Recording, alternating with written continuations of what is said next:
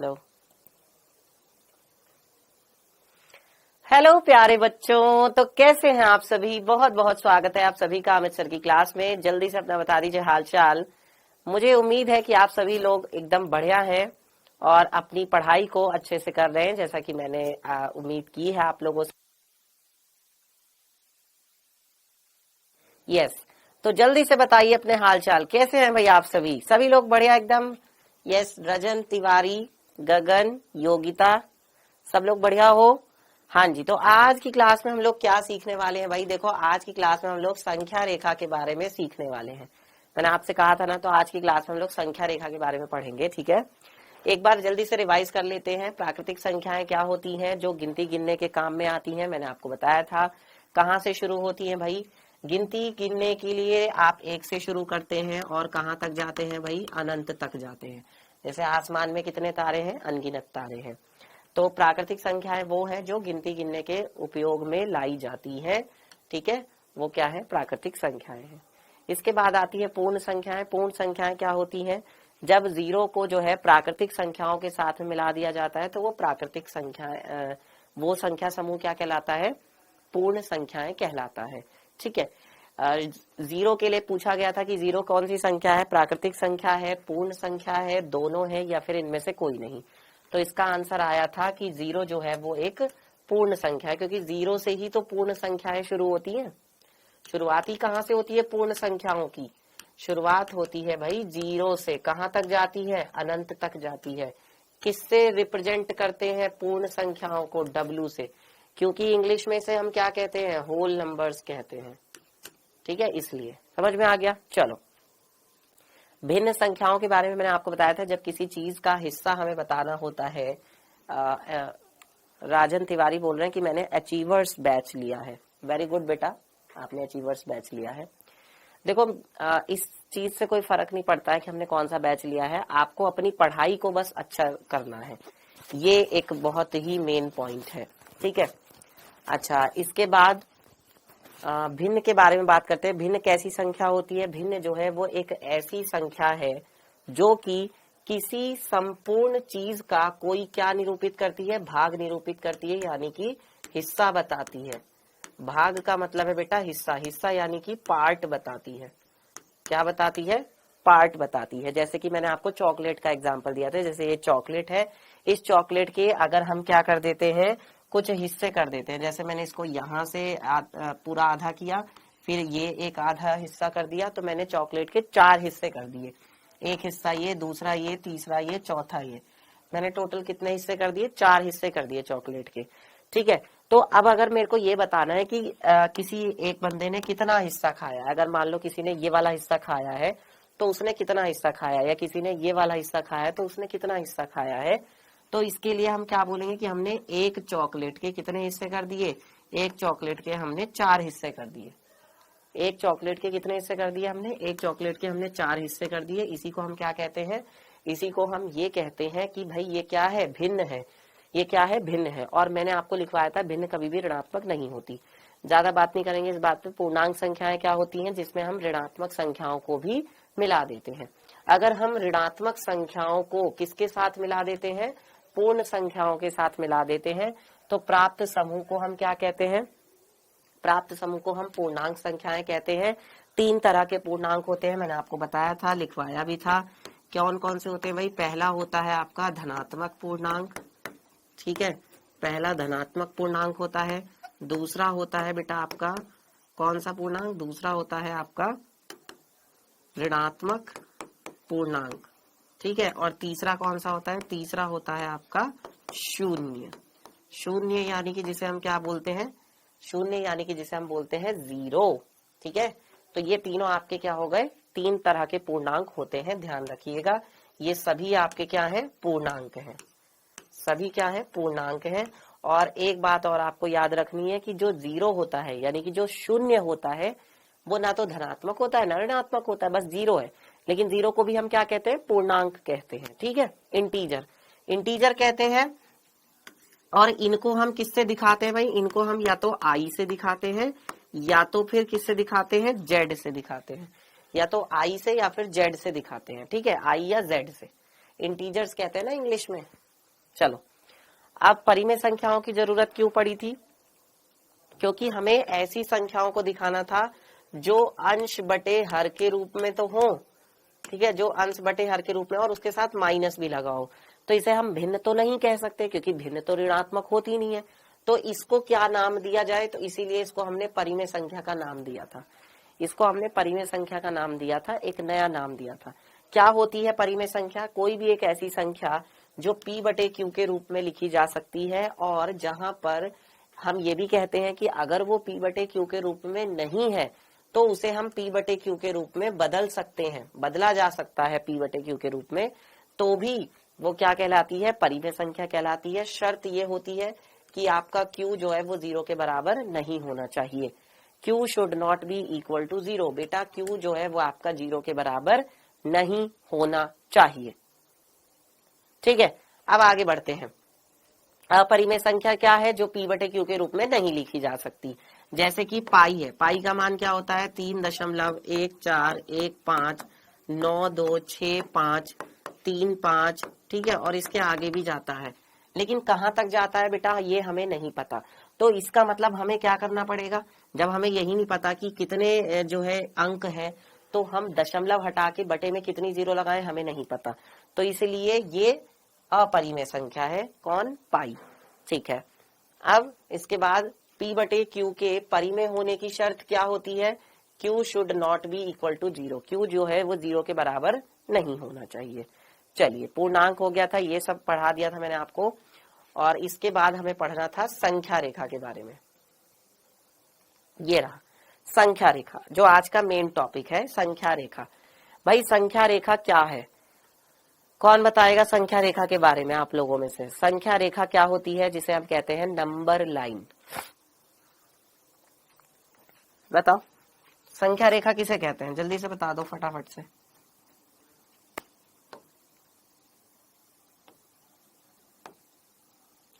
जल्दी बताओ भाई, किसे कहते हैं संख्या रेखा? देखो, एक ऐसी रेखा जो होती है, ध्यान दीजिए, एक ऐसी रेखा है, ये मान लो कि ये आपके सामने एक ऐसी रेखा है, ठीक है। एक हमने रेखा खींची, एक हमने क्या खींची? रेखा खींची। और इस रेखा पर हमने जो है जितने भी अंक हैं, यानी जितनी भी संख्याओं को हमने पढ़ा है उसके बारे में हम यहाँ पर दिखाते हैं। जैसे मैंने बोला था, जब लेफ्ट साइड में जाते हैं, जब हम बाईं तरफ जाते हैं तो क्या होता है? हमें सारी ऋणात्मक संख्याएं मिलती हैं माइनस का अनंत। हमें सारी ऋणात्मक संख्याएं मिलती हैं माइनस का अनंत। और जब हम दाईं तरफ चलते हैं, यानी जब हम राइट साइड में चलते हैं, तो हमें मिलती हैं प्लस अनंत, यानी कि धनात्मक अनंत, प्लस इन्फिनिटी। ठीक है।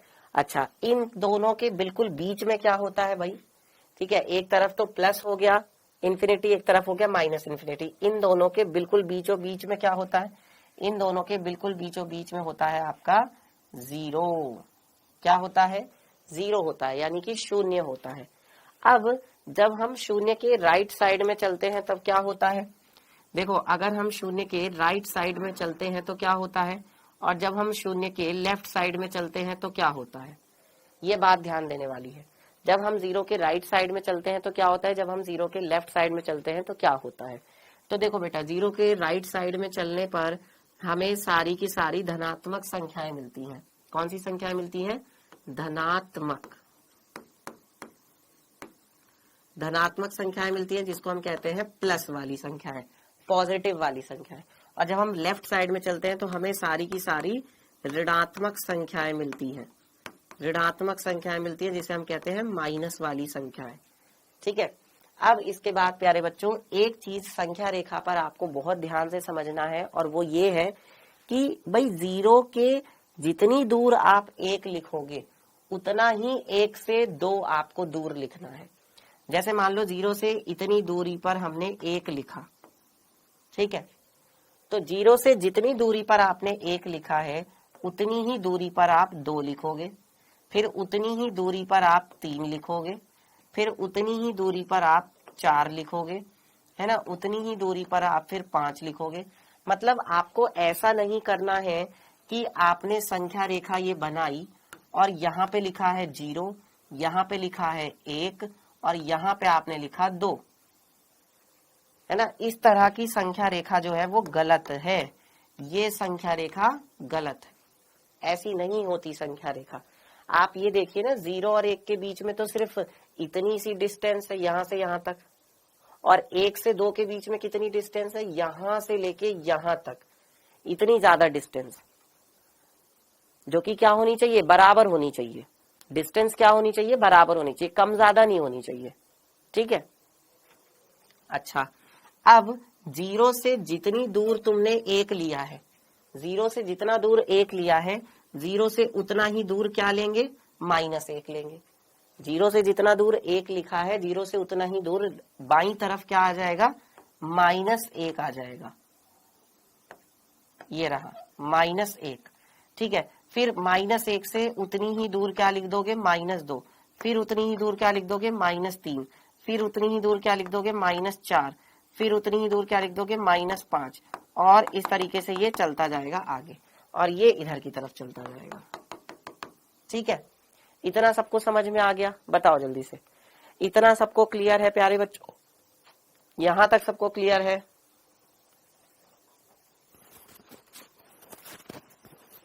इतना सबको क्लियर है, बताइए, यहां तक सबको क्लियर है क्या? क्लियर है यहां तक सबको? संख्या रेखा के बारे में भी हम लोग बात कर रहे हैं। तो अभी तो हमने क्या किया है, अभी तो हमने 0, 1, 2, 3, 4, 5 दिखाया है। अभी क्या है, इस पर हमें √2, √3, √5 इन सबको भी दिखाना है। तो देखो, आपको पता है कि 1 और 2 के बीच में क्या आएगा, 1 और 2 के बीच में यहां कहीं पर 1.5 आएगा, यानी 1.5 को क्या लिख सकते हैं, 1.5 को हम लिख सकते हैं 3/2।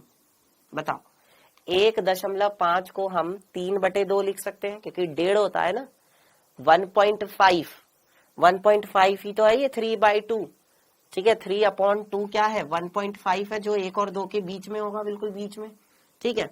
और हमें पता है कि बेटा √2 की वैल्यू कितनी होती है, √2 का मान होता है 1.414 dash dash dash dash dash. इसका भी मान हमें क्योंकि नहीं पता होता, तो इसलिए हम यहाँ पर सिर्फ कहां तक लेते हैं, 1.41 तक लेते हैं, 1.41 तक ले लेते हैं, अप्रोक्सीमेट जो मान है, सन्निकट मान। तो यहाँ पर हम कह सकते हैं कि √2 कहां पर होगा, देखो 1.4 है, अब ये तो आपका कितना है, 1.5 है, तो इससे हल्का सा पहले होगा, यानी यहाँ कहीं पर होगा आपका √2, ये हो जाएगा आपका √2, ठीक है। और √3 की वैल्यू कितनी होती है, बताना जरा, √3 की वैल्यू कितनी होती है भाई, √3 की वैल्यू होती है 1.732 डैश डैश डैश। तो यहाँ पर अब हम क्या करें, ये √3 की जो अप्रोक्सीमेट वैल्यू है वो 1.732 डैश डैश डैश है। बिल्कुल एग्जैक्ट वैल्यू तो किसी को पता ही नहीं है, एग्जैक्ट वैल्यू किसी को नहीं पता। तो यहाँ पर ये जो हमारी 1.732 वैल्यू आ रही है ना, कितनी वैल्यू आ रही है, 1.732, यानी ये 1.5 से तो ज्यादा है बेटा। ये वाली जो वैल्यू है, ये वाली वैल्यू 1.5 से तो ज्यादा है, 1.5 से ज्यादा है, इसका मतलब ये कहाँ जाएगी, ये 3/2 से जस्ट थोड़ा सा आगे जाएगा, यानी मान लो ये यहां पर आएगा, ये हो जाएगा आपका √3, ये आपका क्या हो गया, √3 हो गया। तो हमने संख्या रेखा पर √2 को भी दिखा दिया, √3 को भी दिखा दिया। अब जरा पाई का मान बताओ। देखो पाई का जो हम अप्रोक्सीमेट मान लेते हैं, पाई की अप्रोक्सीमेट वैल्यू, पाई की अप्रोक्सीमेट वैल्यू हम लेते हैं 3.14, यही लेते हैं। पाई की अप्रोक्सीमेट वैल्यू कितनी लेते हैं, 3.14। ये एग्जैक्ट वैल्यू नहीं है ना। तो अब ये 3.14 कहां पर आएगा, 3 और 4 के, मतलब 3 से हल्का सा आगे आएगा, 3.14 है ना, तो ये लगभग यहां कहीं पर आएगा। किस जगह पर आएगा ये देखो, ये यहां कहीं पर आएगा, इस जगह पे। ये हो जाएगा आपका यहां पर पाई। लो पाई भी हमने दिखा दिया, ठीक है, ये पाई हो गया, सही है। अच्छा, इसके बाद अब यहाँ देखिए कि ये -1 है और ये 0 है, -1 है और ये 0 है, ठीक है। तो इनके बीच में यहाँ कहीं पर क्या होगा, माइनस का 1/2 भी होगा, होगा कि नहीं होगा, माइनस का 1/2 भी होगा। तो हमने जो है बेटा एक रेखा पर सारी चीजों को दिखा दिया है, एक रेखा पर हमने क्या किया है, एक रेखा पर हमने सारी की सारी चीजों को दिखा दिया है। समझ में आ रही है बात सबको? देख लो, एक ही रेखा पर हमने सारी, ये वैल्यू तो आपने लिख ली है ना, वैल्यू लिख ली है, तो मैं इसको हटा दूं, बताओ, ये वैल्यू तो आपने लिख ली है, इसको हटा दूं मैं, लिख ली ना, ठीक है। तो देखो, ये हमने एक ही रेखा पर सारी संख्याओं को दिखाया है। अभी इसमें कुछ बातें और हैं नोट करने वाली। संख्या रेखा ऐसे बहुत छोटा टॉपिक नहीं है, बड़े ध्यान से समझने वाला टॉपिक है। अब संख्या रेखा पर देखो, 0 के जब राइट साइड में चलते हैं तो धनात्मक मिलता है, 0 के लेफ्ट साइड में चलते हैं तो ऋणात्मक मिलता है।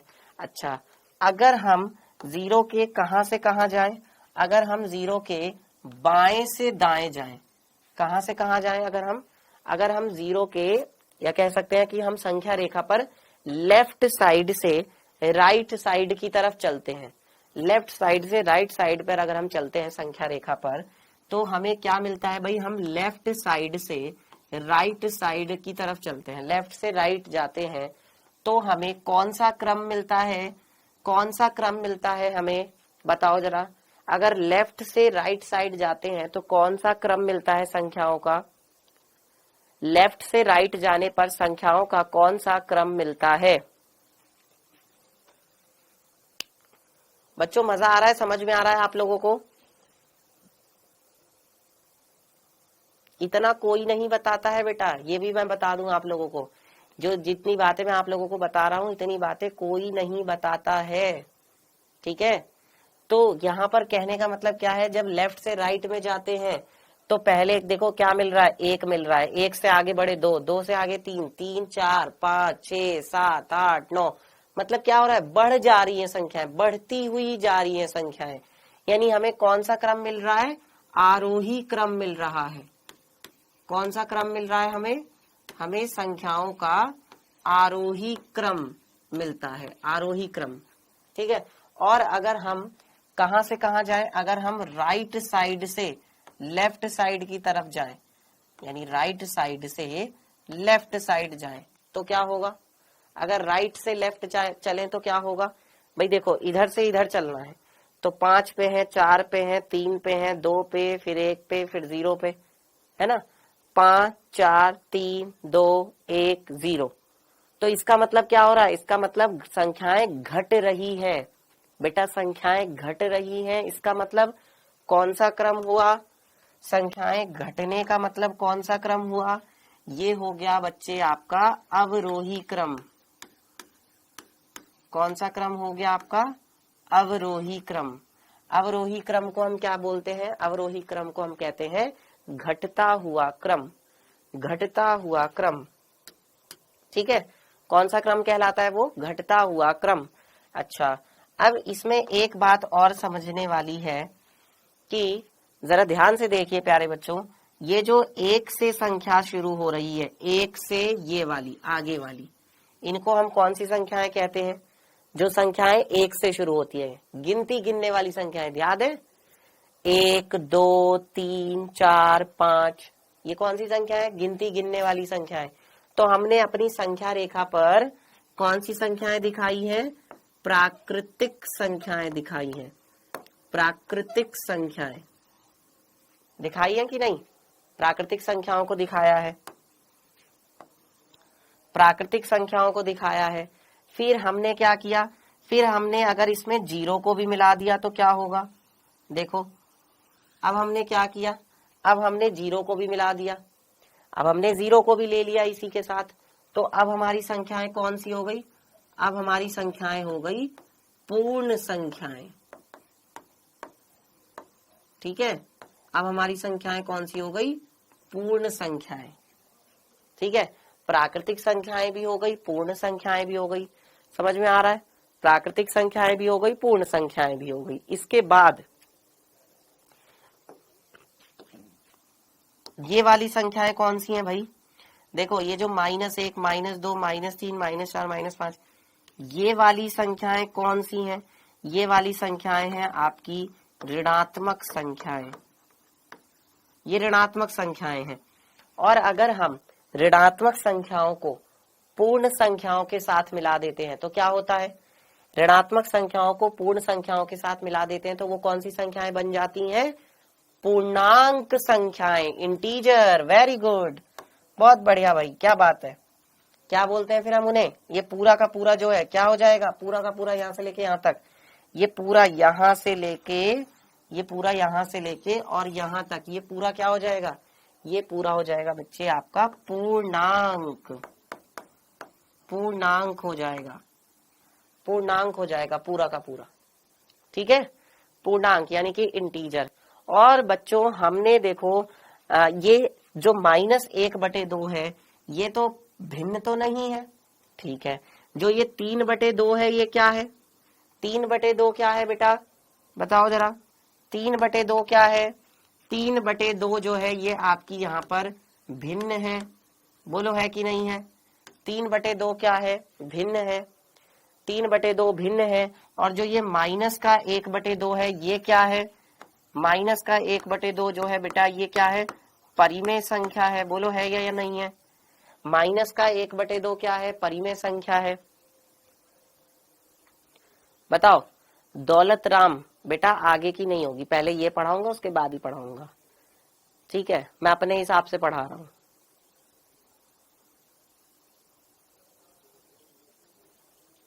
तुम लोगों को बहुत जल्दी रहती है हर चीज की।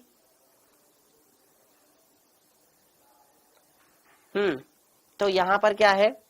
अब यहां पर क्या है बेटा? मैंने आपको क्या बोला कि हमने यहाँ पर भिन्न को भी दिखा दिया, हमने यहाँ पर परिमेय संख्या को भी दिखा दिया।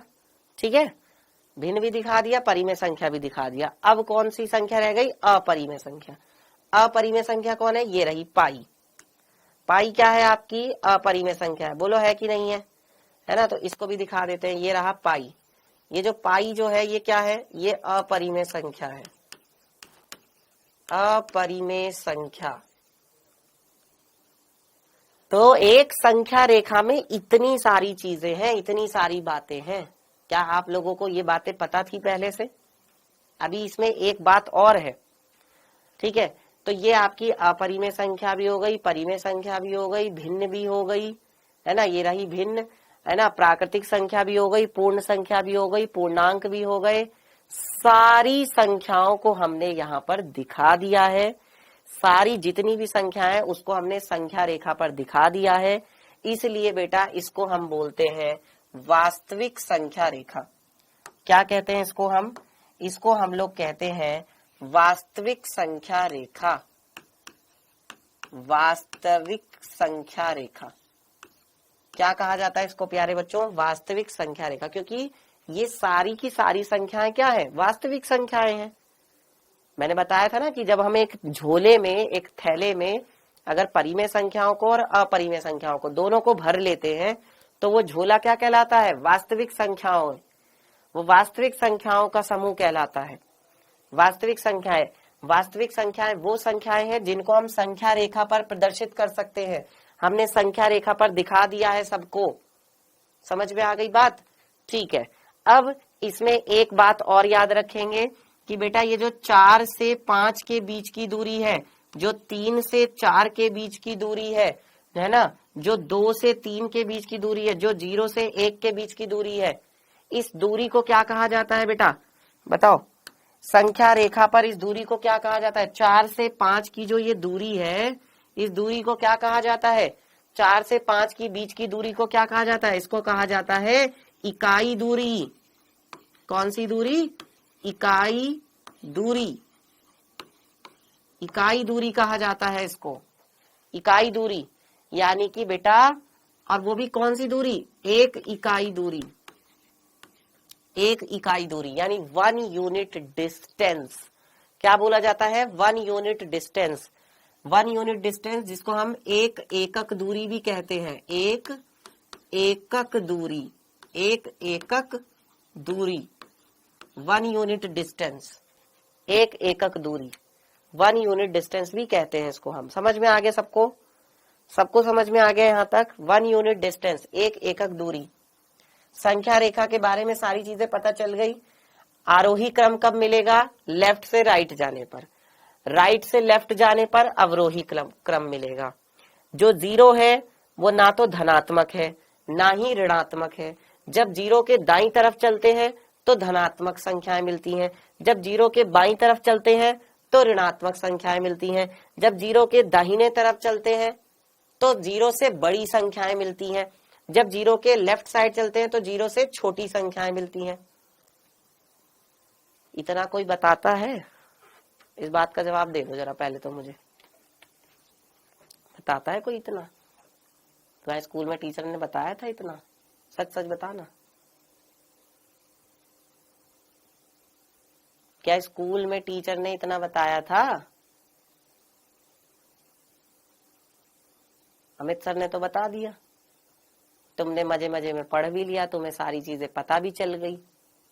जल्दी से इसको ड्रॉ करो, फटाफट से बना लो, जल्दी से इसे जल्दी से बना लो इसको। मेरे साथ अगर मेहनत करोगे तो सच बता रहा हूं बहुत अच्छी हो जाएगी तुम्हारी मैथ्स। बस लगे रहो अमित सर के साथ, डरने की क्या बात है ना। चलो चलो जल्दी से इसे फटाफट से बना लो और उसके बाद फिर आगे बढ़ते हैं। बनाओ इसे फटाफट से। लो मैं साइड हो जाता हूं, मैं साइड हो गया, लो बनाओ।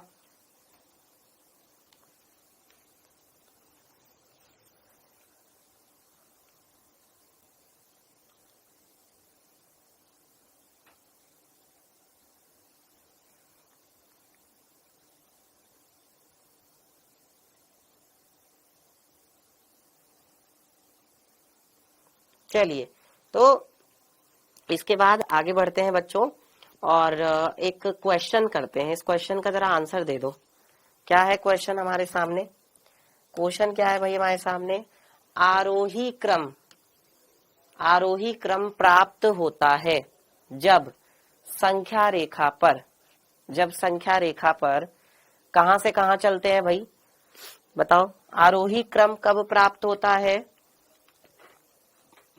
आरोही क्रम प्राप्त होता है, हाँ डेली सी टाइम हो रही है, यही टाइम है डेली क्लास का। आरोही क्रम प्राप्त होता है जब संख्या रेखा पर बाएं से दाएं चलते हैं या दाएं से बाएं चलते हैं, जहां है वहीं खड़े रहें। अरे चलोगे नहीं तो मिलेगा क्या? बताओ, अगर एक ही जगह खड़े रहोगे तो क्या मिलेगा? है चलना तो पड़ेगा ना। तो जहां खड़े हो अगर वहीं खड़े रहोगे तो कुछ नहीं मिलेगा। तो संख्या रेखा पर चलने पर मिलेगा। क्या मिलेगा? अब ये डिपेंड करता है कि चलना किधर है। अगर लेफ्ट साइड चलोगे तो आपको अवरोही क्रम मिलेगा, अगर दाएं से बाएं जाओगे तो कौन सा क्रम मिलेगा? अवरोही क्रम मिलेगा। अगर आप बाएं से दाएं जाओगे यानी लेफ्ट से राइट जाओगे तो कौन सा क्रम मिलेगा? आरोही क्रम मिलेगा। आरोही क्रम कौन सा होता है? बढ़ता हुआ क्रम, यानी संख्याएं बढ़ती हुई होंगी। एक बात और बता दूं, जो संख्या जितनी बड़ी होती है अगर उसके आगे माइनस का चिन्ह लग जाए, जो संख्या जितनी बड़ी होती है अगर उसके आगे माइनस का चिन्ह लग जाए वो संख्या फिर उतनी छोटी हो जाती है।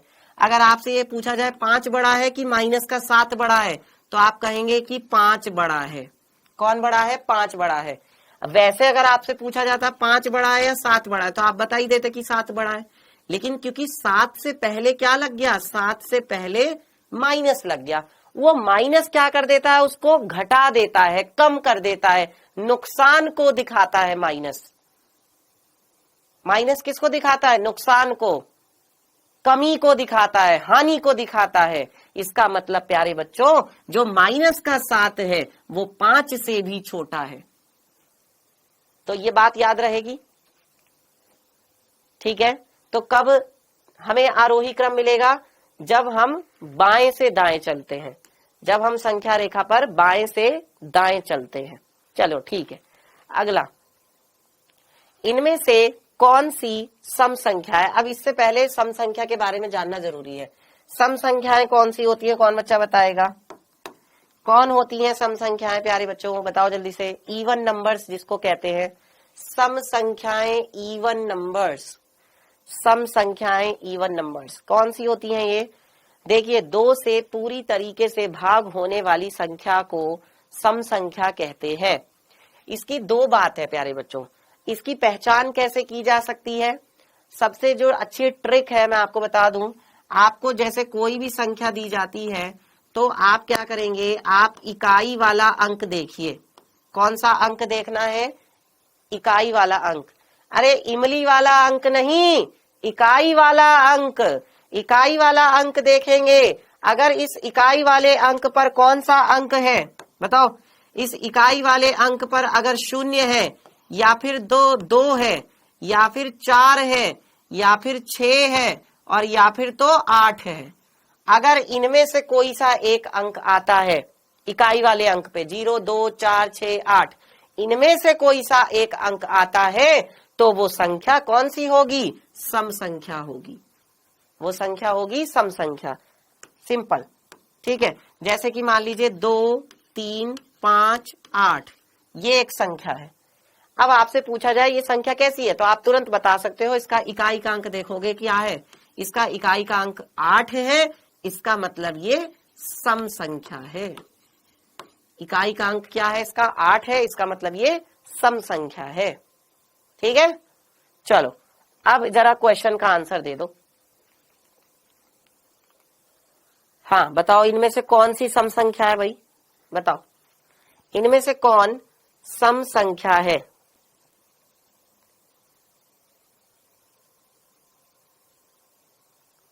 इनमें से कौन सम संख्या है? 2967 6883 7468 9255। Option number 3। Very good, very good, बहुत ही बढ़िया भाई, बहुत बढ़िया। ये वाली जो संख्या है ये सम संख्या है। चलिए, बहुत अच्छे। तो प्यारे बच्चों, अब जो है आज के लिए हम लोग इतना ही रखते हैं। अगर आज की क्लास आपको अच्छी लगी हो प्यारे बच्चों तो अच्छे से आप लोग पढ़ते रहिए। बाकी जो चीजें हैं वो हम पढ़ेंगे नेक्स्ट क्लास में।